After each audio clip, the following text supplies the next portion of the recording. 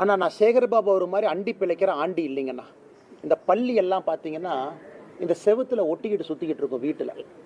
அந்த பள்ளி கத்துனா மட்டும்தான் செவுத்தில் ஒட்டி இருக்கிறது தெரியும். இன்னைக்கு சேகர்பாபு அவரை பார்க்கணுன்னா முதலமைச்சரனுடைய ஜீப்பில் ஓரத்தில் பள்ளி மாதிரி ஒட்டிட்டு போவார்.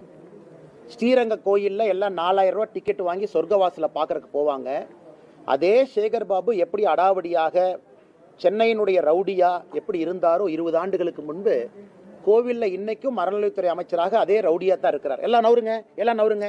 யாருன்னா சேகர்பாபுவும் அவருடைய குடும்பமும் போய் பெருமாளை ஃபர்ஸ்ட் பார்க்கணும். ஐயா, அவங்க பண்ண பாவத்தை எல்லாம் கோயிலில் கழுவணுமா?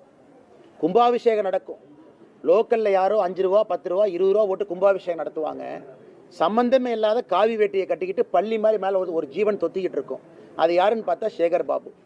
அந்த மனிதருக்கெல்லாம் பதில் சொல்லி என் தரத்தை நான் தாழ்த்திக்க விரும்பலைங்கன்னா, செவுத்தில் ஒட்டி இருக்கிற பள்ளியும் அறிவாலய செவுத்தில் இருக்கிற பள்ளியும் முதலமைச்சருடைய ஜீப்பில் சைடில் ஒட்டிட்டு போகிற ஜந்துவும் ஒரே பேர் தான். அது சேகர்பாபு.